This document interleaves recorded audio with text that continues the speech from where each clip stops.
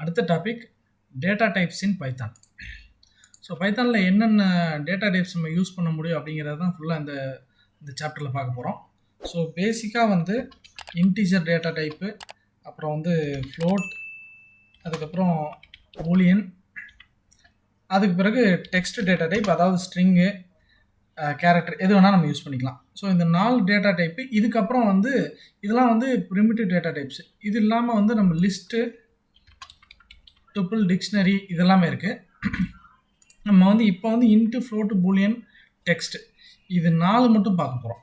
So டேரெக்டாக பைத்தானை பொறுத்த வரைக்கும் நம்ம வந்து இன்ட்டு, ஃப்ளோட் அப்படின்னு டிக்ளேராக பண்ண தேவையில்லை. டேரெக்டாக ஃபார் எக்ஸாம்பிள் a = 10 அப்படின்னா டேரெக்டாக அது வந்து ஒரு இன்டிஜர் எடுத்துக்கும். அதே மாதிரி ஃபார் எக்ஸாம்பிள் b = 3.14 இதுவும் வந்து டைரெக்டாக அந்த ஃப்ளோட்டாக மாற்றிடும். ஃப்ளோட்டாக அது கன்சிடர் பண்ணி அந்த மெமரி ஸ்பேஸே ஃப்ளோட் மெமரி ஸ்பேஸாக மாற்றிடும். அது இல்லாமல் ஸ்ட்ரிங் டெக்ஸ்ட் டேட்டா டைப்பு அது பார்த்திங்கன்னா நேம் =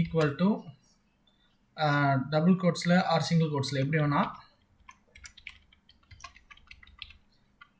அப்புறம் பூலியன் டேட்டா டைப் வந்து இஸ் ஆக்டிவ், சும்மா ஒரு வேரியபிள் =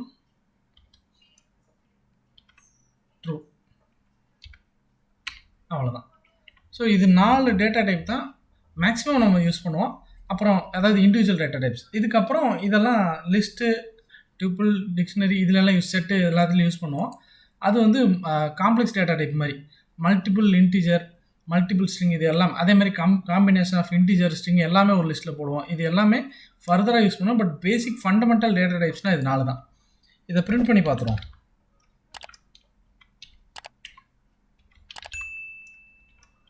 டைரெக்டாக பிரிண்ட்டு தான். ஸோ இதெல்லாம் கொஞ்சம் சிம்பிளான சாப்டருங்கிறதுனால கொஞ்சம் குயிக்காக நான் முடிச்சிடுறேன்.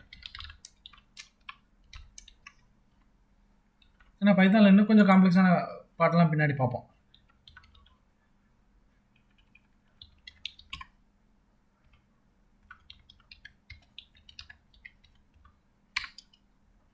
ஸோ இந்த 4 டேட்டா டைப்பும் பிரிண்ட் ஆயிடுச்சு. இதுதான் பைத்தானுடைய பேசிக் டேட்டா டைப்ஸ்.